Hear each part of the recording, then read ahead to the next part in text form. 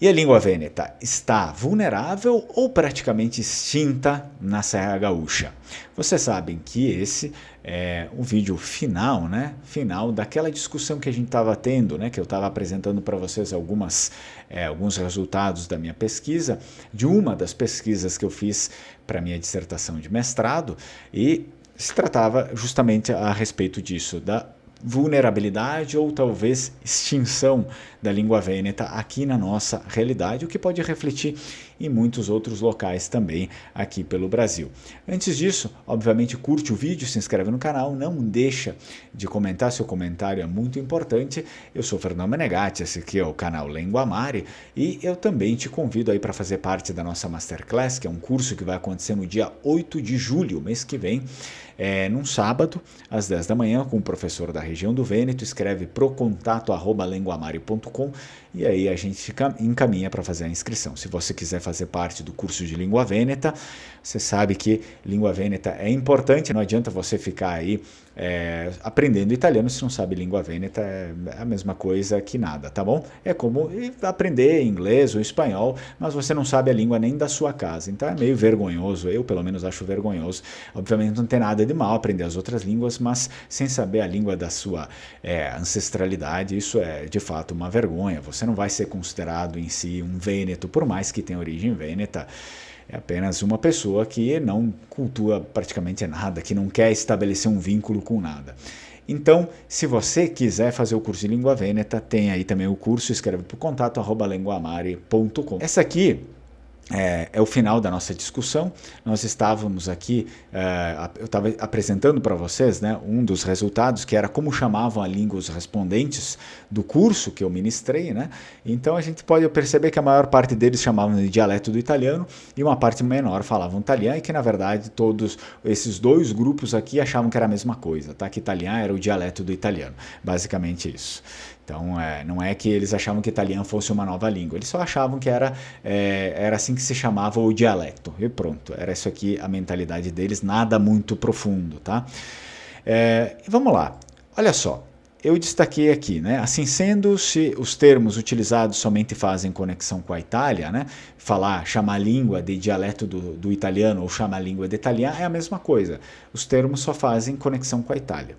Se está indicando que o que se deve preservar de fato é a cultura e a língua italiana, na verdade, algo que talvez seja demasiadamente subjetivo. De modo simples, a palavra preservar em língua italiana, na realidade de cultura e língua vêneta, não encontram espaço na mesma linha, pois os imigrantes jamais a falaram e, portanto, não se está preservando nada, apenas aprendendo um outro idioma estrangeiro como o inglês ou o espanhol.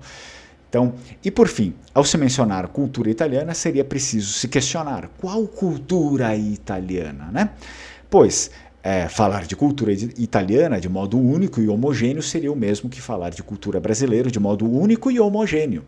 Mas, se presume que só existe uma cultura na Itália inteira, então terá de se selecionar apenas uma das culturas existentes no Brasil, para que se proclame aquela a única cultura brasileira para todos, Consequentemente, é oportuno que se traga para a discussão novamente os respondentes do questionário, mas desta vez sob a incumbência de se esclarecer o motivo pelo qual a pessoa procurou o curso de língua vêneta. Assim sendo, é interessante que analisemos respostas como: para aprender a me comunicar na língua de nossa origem, sou descendente italiana, sempre me interessei em línguas, falo inglês e espanhol e tinha muita curiosidade de desenvolver mais no que eu até então achava ser apenas o dialeto italiano, entre aspas.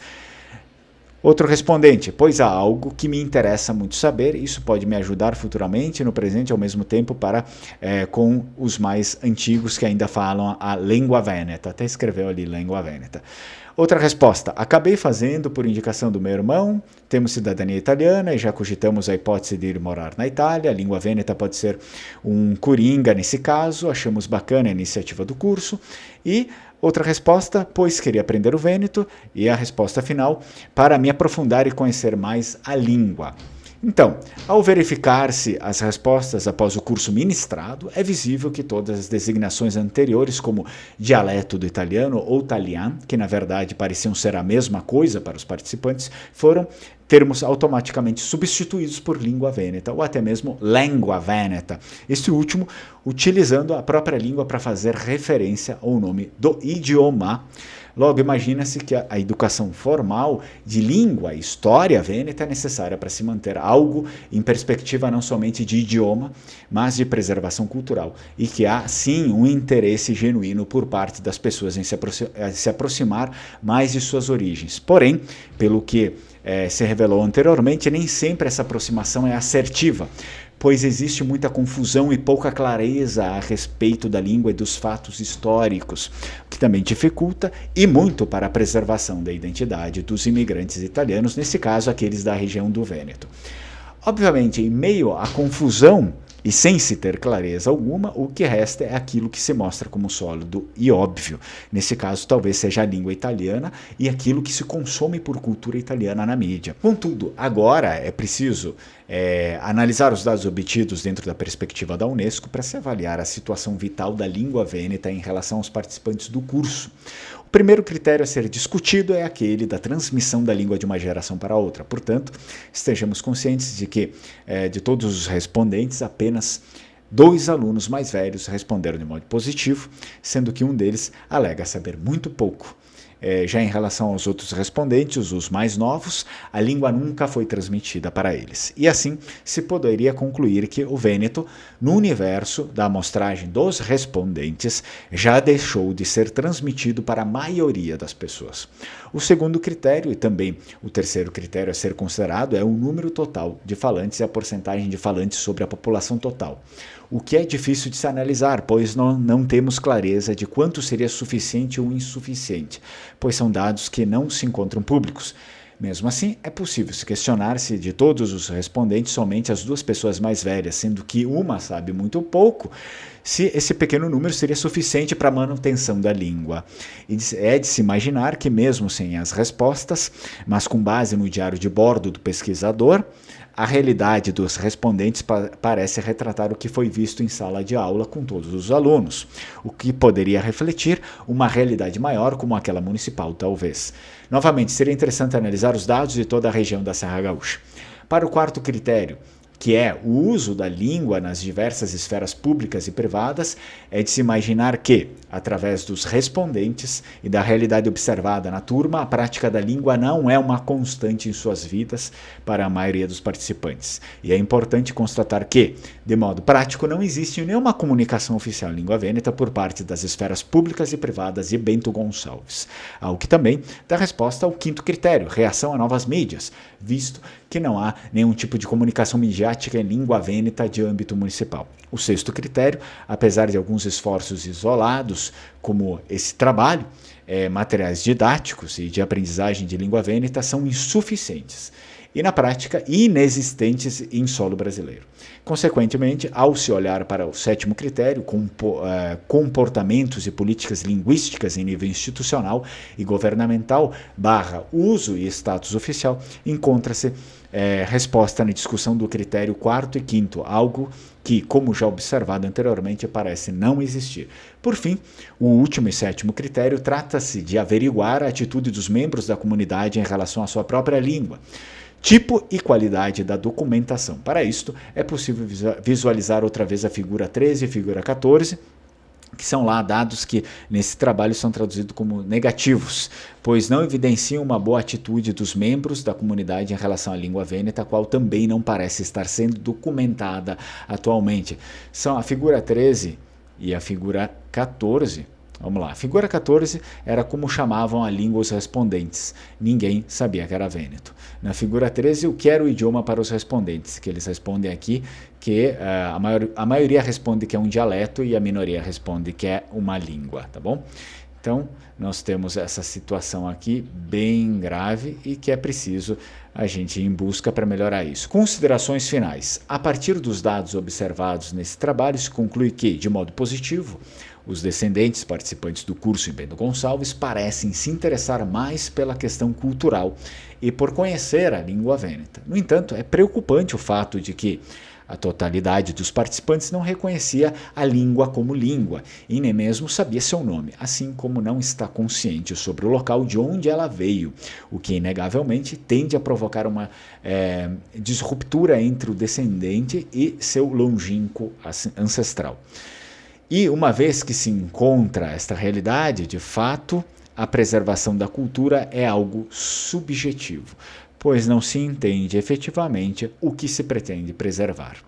Por outro lado, positivamente analisa-se que o ensino se faz construtivo em todos os casos, pois mesmo sem se ter uma base histórica, nem mesmo um relevante conhecimento prévio da língua por parte da maioria dos participantes, houve uma considerável evolução da consciência dos alunos a respeito do idioma, visto que, anteriormente ao curso, a totalidade acreditava que a língua vêneta não passasse de um dialeto da língua italiana e, ao término do curso, parecem ter internalizado não somente que o vêneto se trata de uma língua, mas que é importante chamá-lo de língua vêneta, fazendo referência ao local de origem, à região do Vêneto, o que ajuda a manter não somente a identidade dos descendentes de hoje, mas também de seus filhos, e uma fonte clara para que os interessados possam ter um caminho para trilhar no futuro. E em consideração aos critérios da Unesco para se entender o estado vital de uma língua, as perspectivas dadas através das respostas e da percepção obtida pelo diário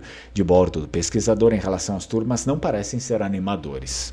Há de se relembrar que o primeiro e talvez o principal critério, aquele de se transmitir a língua, para as gerações mais novas, nos mostra de modo enfático uma pontuação negativa. Já ao se observar os dois critérios a seguir que tratam da porcentagem de falantes, infelizmente se está muito aquém do que se imagina por saudável nesse trabalho. E muito provavelmente pontua-se negativamente aqui também. Assim por diante, pode-se manter a pontuação baixa ou nula para todos os demais critérios da Unesco. Logo, há de se refletir que ter a clara referência do local de origem da língua e tê-la também presente no nome do idioma a ser trabalhado, chamando de língua vêneta, é algo que parece ser de grande relevância para a preservação cultural assertiva. E, finalmente, é de ampla riqueza investir no ensino do idioma, mas que seja voltado à criação da consciência do indivíduo a respeito da cultura dos símbolos vênetos, para que o aluno, por sua vez, possa se apoiar em bases sólidas, a língua, a cultura, a simbologia, a fim de se perpetuar a identidade dos seus imigrantes vênetos para as próximas gerações. E aqui nós chegamos no final desse artigo, que ele tenta ver aí se a língua vêneta está vulnerável aqui, como é no Vêneto, ou na verdade ela já está em seu processo de extinção, e infelizmente aqui ela já está em seu processo de extinção. Quando eu digo aqui, eu estou dizendo no Brasil, tá, pessoal? Estou falando, não importa se em pequenas cidades muitas pessoas falam, mas em nível do que era uma vez, já está se encontrando em extinção. E muito provavelmente, em muitas camadas, enfim, a língua vai ser muito pouco falada até que haja assim, um processo total de extinção no Brasil. Bem, espero que você tenha gostado aí do vídeo. O vídeo, obviamente, não é muito animador, mas a gente precisa, para a gente conseguir trabalhar a sério, a gente precisa lidar com a realidade, E não colocar panos quentes, como muitos gostam de fazer, que é tudo perfeito, que está tudo uma maravilha. Assim a gente consegue, tá? A gente precisa primeiro identificar o problema para depois tentar lutar contra ele com as nossas armas, com o que a gente tem. E eu te agradeço muito pela audiência e te convido novamente para fazer parte da nossa Masterclass, o nosso curso vai acontecer com o professor da região do Vêneto no dia 8 de julho, só no outro mês, tá bom? Sábado, às 10 horas da manhã. Faz aí, participa, História Territorial e Arquitetônica da Sereníssima República de Veneza. É importante fazer contato com o pessoal lá do Vêneto e saber mais sobre a nossa história também. Caso você quiser aprender língua vêneta, tem o curso de língua vêneta do Lengoamare. Escreve então, tanto para se inscrever na Masterclass, quanto também para saber sobre o curso de língua vêneta para o contato @lenguamario.com. Esse é o e-mail. Strucon, tchau, tchau.